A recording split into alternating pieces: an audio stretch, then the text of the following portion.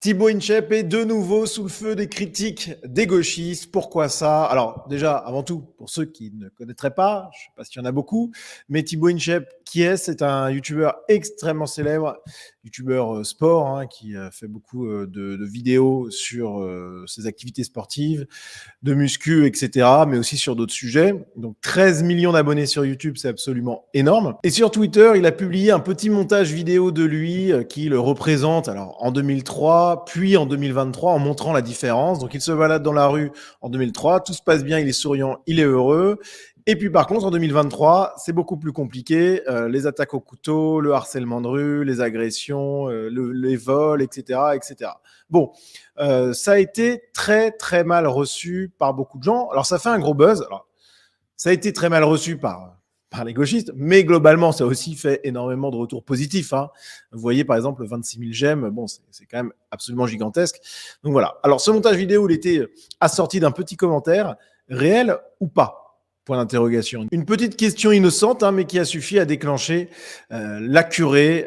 Tous les gauchistes se sont ligués contre Thibaut Inchep. Alors, on a pu voir, au-delà des gauchistes militants, on a pu voir beaucoup d'extra-européens. Et parmi eux, quand même des figures un peu de proue. Je pense par exemple à Amine, ce membre du duo Hugo et Amine, qui analyse les sorties de son rap dans des vidéos de réaction qui sont extrêmement suivies. Et lui, eh bien, il a décidé de faire une réaction, cette fois, à la vidéo de Thibaut Inchep. Et alors là, le commentaire est costaud. Lui, donc Thibaut Inchep, il mange tellement sur la vague de l'extrême droite, mais comme il a l'air sympa et qu'il fait le demeurer, ça dit rien. Donc c'est un petit langage un petit peu mi-racaille, mi-fleuri, pour dire en gros, Thibaut Inchep, il profite de la vague de l'extrême droite pour faire des vues, pour faire de l'argent. Et donc a priori, pour Amine, eh bien, quand on dénonce l'insécurité, quand on évoque ce fait, eh bien finalement, on est d'extrême droite, ou en tout cas, on surfe sur la vague d'extrême droite. Et ça a quand même été relevé d'ailleurs beaucoup. Alors c'est un tweet qui lui aussi a été vu beaucoup de fois, près de 2 millions de vues, c'est quand même gigantesque. Donc certains qui étaient d'accord avec lui, d'autres qui disaient bah après est-ce qu'il a tort d'extrême droite ou pas. Une autre tweetos, du coup si tu dénonces l'insécurité dans nos rues aujourd'hui, t'es forcément un facho. J'ai du mal à comprendre le raisonnement pour en arriver là. Bah oui, moi aussi j'ai du mal à comprendre, ou plutôt je comprends que trop bien le raisonnement en réalité. On va y revenir. On a par exemple aussi un autre commentaire de Mehdi. C'est fidèle à la réalité. Dans les deux cas, il n'arrive rien à Thibaut. Mais en 2023, des années de propagande sur BFM TV et CNews l'ont ravagé par une paranoïa irréaliste. Mehdi, qui se présente lui-même comme un islamo-gauchiste, voilà, membre de la France insoumise. Et donc, a priori, Mehdi lui dit que la réalité, c'est qu'en fait, il n'y a aucune hausse des agressions, aucune hausse de l'insécurité en France.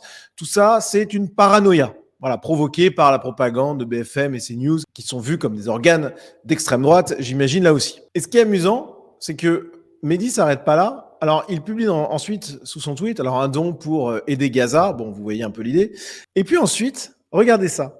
Lisez la note de l'Institut La Boétie sur les bienfaits de l'immigration en France. Ah, en fait, la suite logique de son raisonnement, c'est de dire l'immigration est une chance. N'écoutez pas ce que dit Thibaut Inchep. L'immigration, c'est une richesse pour notre pays et ce n'est pas l'immigration qui est la cause de la montée fantasmée de l'insécurité, etc. Mais vous voyez en réalité que Mehdi, tout comme Amine, qu'on a vu juste avant, ils analysent cette simple vidéo avec une question, est-ce que c'est réel ou pas, comme une mise en accusation de l'immigration. Et là, je crois que c'est une forme d'aveu, en réalité, par Amine et Mehdi. C'est finalement juste évoquer l'insécurité, c'est être d'extrême droite, c'est pointer du doigt les immigrés, ce qui n'a pas du tout été fait par Thibaut Inchep, hein, bien entendu. Mais ça veut bien dire que même eux, au fond d'eux-mêmes, ils savent que la hausse de l'insécurité, elle est quand même au moins un petit peu en partie due à l'immigration extra-européenne. Franchement, c'est un bel aveu. Donc on a les extra-européens qui se sentent visés par cette publication de Thibaut Inchep, alors que franchement, ils pourraient eux aussi avouer quand même qu'effectivement il y a de l'insécurité, sans même aller jusqu'à dire c'est la faute de l'immigration. Voilà, on leur demande pas ça, mais juste au moins admettre que c'est une réalité. Dans toutes les grandes villes françaises, bah oui, on sent quand même que quand on est notamment une femme, mais même quand on est un homme aussi, il y a quand même le climat qui a changé.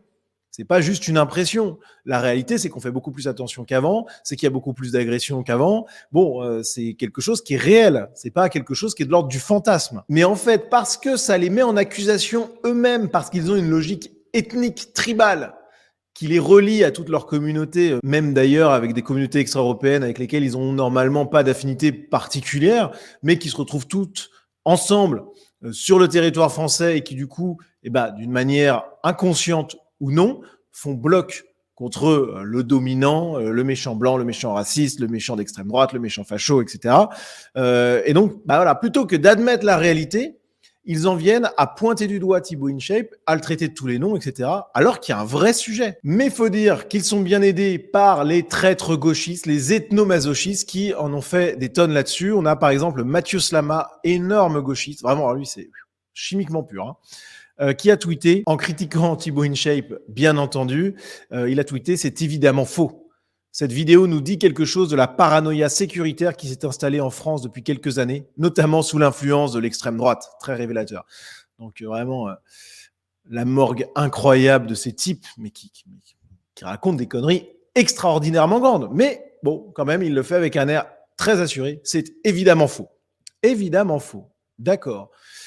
On a également Doudoms aussi. Alors je cite ce tweet-là parce qu'il a été extrêmement vu également et qu'il se revendique lui-même d'être un gauchiste. Bon, comme ça c'est clair. Et qui dit « La rue est toujours aussi vide et calme, mais les droitards ont la frousse à force de regarder les chaînes infos, alors que le taux d'homicide a été divisé par 2 sur la période. » Donc on a deux ethnomasochistes, parce que les gauchistes sont des ethnomasochistes, ce sont des gens qui, pour se faire bien voir des immigrés extra-européens ou pour se soumettre vraiment au dogme gauchiste qui réclament que les Européens se suicident, littéralement ou symboliquement, pour expier des péchés complètement fantasmés. Bref, donc là, Mathieu Slama et ce Doudoms, là, ils sont à fond dans cette logique-là et ils font tout pour nier le réel, jusqu'à nous dire que les taux d'homicide ont été divisés par 2, etc. Alors, j'en reviens à ce que je disais tout à l'heure.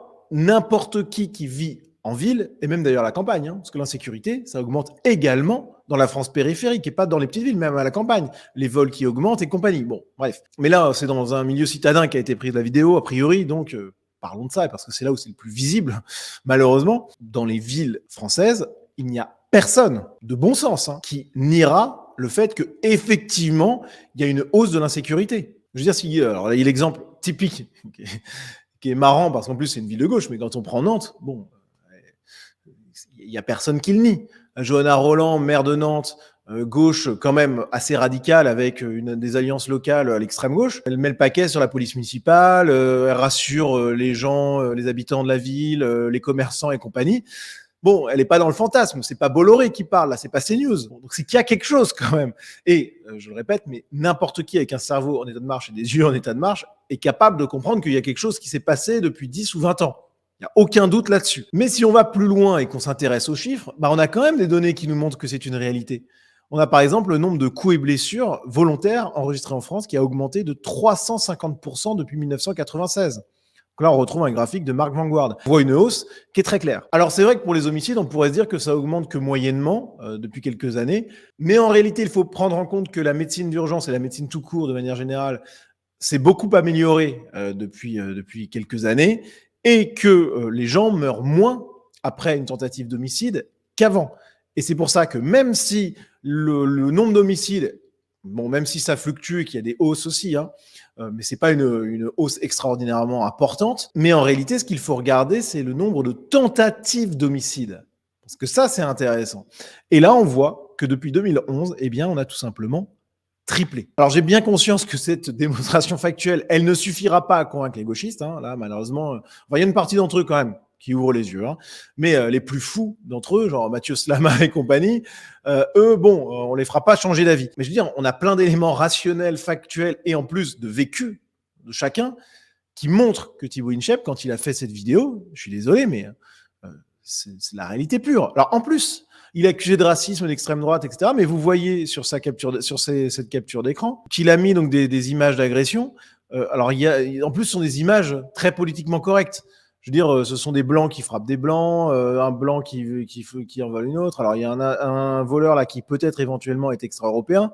Mais en plus, ce ne sont pas des visuels d'extrême droite qu'il a utilisés, ce sont des visuels gouvernementaux où, normalement, pourtant, il y a énormément de diversité, mais dans certains cas, c'est toujours des blancs qui sont les méchants. Mais bon, bref, passons.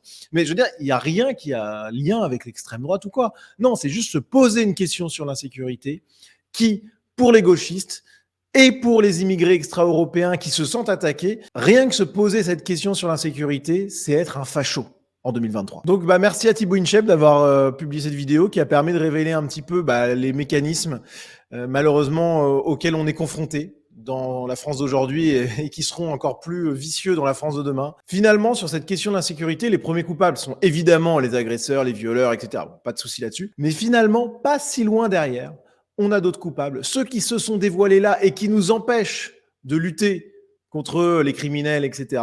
Ce sont les extra-européens qui refusent de voir le réel par réflexe tribal et les gauchistes. Et une fois qu'on a compris ça, ça nous donne pas mal d'idées quant à la marche à suivre pour sauver notre pays. Lutter contre l'immigration extra-européenne, lutter contre le gauchisme, c'est déjà un très bon début de programme. Voilà les amis, merci à vous d'avoir suivi cette vidéo jusqu'au bout. Si vous souhaitez soutenir mon travail, n'hésitez pas, vous avez en description de cette vidéo le lien vers ma page Tipeee pour accéder à la communauté Sunrise qui vous donne le droit du contenu exclusif. Et puis, vous avez également la possibilité d'acheter une œuvre d'art réalisée par un artiste patriote. Ces 4 œuvres que vous voyez là sont disponibles. N'hésitez pas à les acheter. Ça permettra de soutenir mon travail. Ça permettra aussi de soutenir, bien entendu, le travail de l'artiste patriote en question. Merci à vous et à très vite.